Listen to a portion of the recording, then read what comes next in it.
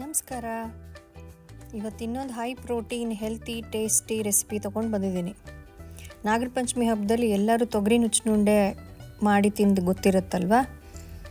ನಾನು ಎಷ್ಟಾದ್ರೂ ಹೆಸರು ಕಾಳಿನ ಫ್ಯಾನು ಅಂತ ನಿಮಗೆಲ್ಲರಿಗೂ ಗೊತ್ತೇ ಇದೆ. ಹಾಗಾಗಿ ನಾನು ಹೆಸರು ಕಾಳು ಮೊಳಕೆ ಬರೆಸಿದ ಹೆಸರು ಕಾಳಲ್ಲಿ ನುಚ್ಚುನುಂಡೆ ಮಾಡಿದ್ದೀನಿ. ಹೇಗೆ ಮಾಡಿದ್ದೀನಿ ನೋಡೋಣವಾ? ಬನ್ನಿ ನಳಿನಿ ಸ್ಕ್ವಿಝಿನ್ ವೆಜ್ಗೆ. ಹೆಸರು ಕಾಳು ಒಂದು 6 ರಿಂದ 8 ಗಂಟೆ ನೆನೆಸಿ ಮೊಳಕೆ ಬರೆಸಿ ರೆಡಿ ಇಟ್ಕೋಬೇಕು. ಇಲ್ಲಿ 1.5 ಕಪ್ ಅಷ್ಟು ತೊಗೊಂಡಿದ್ದೀನಿ. ಕಡಲೆಬೇಳೆ ನಾವು ಮಾಡೋಕ್ಕೆ 1-2 ಗಂಟೆ ಮುಂಚೆ ನೆನೆಸ್ಕೊಂಡ್ರೆ ಸಾಕಾಗುತ್ತೆ. ಅದು 1.25 ಕಪ್ ಅಷ್ಟು ತೊಗೊಂಡಿದ್ದೀನಿ. 1:2 ತೊಗೊಂಡ್ರೆ ಬೆಟರು. 1 ಕಪ್ ಹೆಸರು ಕಾಳುಗೆ ಅರ್ಧ ಕಪ್ಪು ಕಡಲೆಬೇಳೆ ನೆನೆಸಿದ್ದು ತೊಗೊಂಡ್ರೆ ಒಳ್ಳೆಯದು. ಇಲ್ಲಿ ತೆಂಗಿನ ಚೂರು 2 ಥರ ತೊಗೊಂಡಿದ್ದೀನಿ, ಚಿಕ್ಕ ಚಿಕ್ಕದಾಗಿ ಹೆಚ್ಚಿರೋದು. ಆಮೇಲೆ ಮಿಕ್ಸಿಗೆ ಹಾಕೋಕ್ಕೆ ಅಂತ ಒಂದು ಶುಂಠಿ 1 ಇಂಚಷ್ಟು, ಹಸಿಮೆಣಸಿನ್ಕಾಯಿ, ಕೊತ್ತಂಬರಿ ಸೊಪ್ಪು, ಜೀರಿಗೆ. ನಾನಿಲ್ಲಿ 2 ಮಿಕ್ಸಿ ಜಾರ್ ತೊಗೊಂಡಿದ್ದೀನಿ. ಕೆಲವರು ಎಲ್ಲ ಒಟ್ಟಿಗೆ ಹಾಕಿಬಿಡ್ತಾರೆ, ನಾನು ಈ ಥರ ಮಾಡ್ತೀನಿ.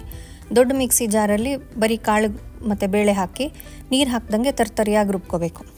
ಚಿಕ್ಕ ಮಿಕ್ಸಿ ಜಾರಲ್ಲಿ ತೆಂಗಿನ ತುರಿ, ಮೆಣಸಿನ್ಕಾಯಿ, ಶುಂಠಿ, ಜೀರಿಗೆ ಎಲ್ಲ ಹಾಕಿ ಅದನ್ನು ನೀರು ಹಾಕದೆ ತರ್ತರಿಯಾಗಿ ರುಬ್ಕೋಬೇಕು. ಆಮೇಲೆ ಎರಡನ್ನೂ ಮಿಕ್ಸ್ ಮಾಡಿ ಈ ಬೇಳೆ ಇಟ್ಟಿರ್ತೀವಲ್ಲ ಸ್ವಲ್ಪ ಸಪ್ರೇಟಾಗಿ, ಸ್ವಲ್ಪ ಬೇಳೆ ಸಿಕ್ಕರೆ ಚೆನ್ನಾಗಿರುತ್ತೆ ಅಂತ. ಆಮೇಲೆ ಕಾಯಿ ತುರಿ, ಕೊತ್ತಂಬರಿ ಸೊಪ್ಪು ಸಣ್ಣದಾಗಿ ಹೆಚ್ಚಿದ್ದೀನಿ ನಾನು. ಆಮೇಲೆ ಇಂಗು, ನಿಂಬೆ ರಸ ನಿಮಗೆ ಎಷ್ಟು ಬೇಕೋ ಅಷ್ಟು. ಕಲ್ಸೋಕ್ಕೆ ಮುಂಚೆ ಇಲ್ಲಿ ಇಡ್ಲಿ ಸ್ಟ್ಯಾಂಡು ಅಥವಾ ಇಡ್ಲಿ ಕುಕ್ಕರು, ಸ್ಟೀಮರು ಏನು ಬೇಕಾರೋ ಅದು ನೀರು ಹಾಕಿ ಸ್ಟವ್ ಮೇಲೆ ರೆಡಿ ಇಟ್ಕೋಬೇಕು. ನೀವು ಇಡೋಕ್ಕೆ ಮುಂಚೆ ನೀರು ಕುದೀತಾ ಇರಬೇಕು. ಇಲ್ಲಿ ನಾನು ತಟ್ಟೆ ಇಡ್ಲಿ ಸ್ಟ್ಯಾಂಡಲ್ಲಿ ಮಾಡಿರೋದ್ರಿಂದ ಅದ್ರ ಮೇಲೆ ಬಾಳೆ ಎಲೆ ಇಟ್ಟು ತುಪ್ಪ ಸವರ್ಕೊಂಡು ಆಮೇಲೆ ಕಲಸಿ ಡೈರೆಕ್ಟಾಗಿ ಇಟ್ಬಿಡಬೇಕು. ಕಲಸಿಟ್ಬಿಟ್ರೆ ನೀರು ಹೊಡೆದ್ಬಿಟ್ರೆ ಉಂಡೆ ಎಲ್ಲ ಒಡೆಯುತ್ತೆ ಸ್ಟೀಮ್ ಆದಾಗ.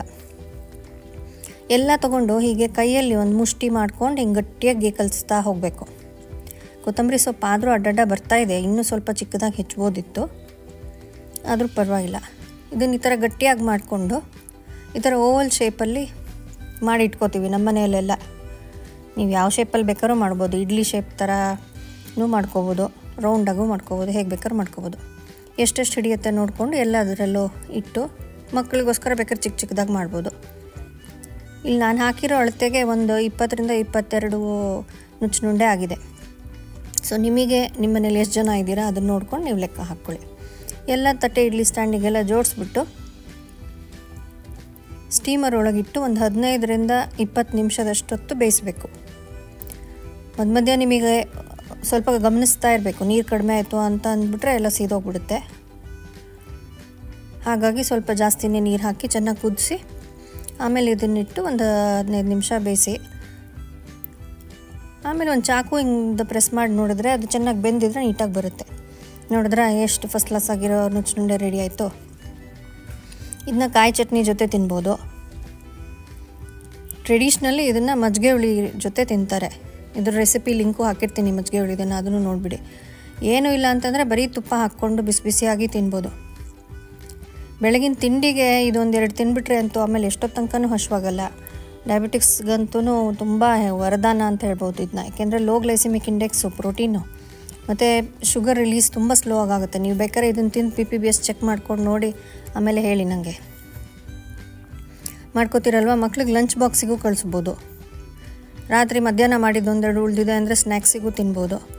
ಎನಿ ಟೈಮ್ ಯಾವಾಗ ಬೇಕಾದ್ರೂ ಮಾಡ್ಕೋತೀರಲ್ವ. ನನ್ನ ಚಾನಲ್ಗೆ ಸಬ್ಸ್ಕ್ರೈಬ್ ಮಾಡೋದು ಮಾತ್ರ ಮರಿಬೇಡಿ. ನಳಿನಿ ಸ್ಕ್ವಿಝಿನ್ ವೆಜ್ಗೆ ಸಬ್ಸ್ಕ್ರೈಬ್ ಮಾಡಿ. ಹೋಗಿ ಬರಲಾ? ಬಾಯ್.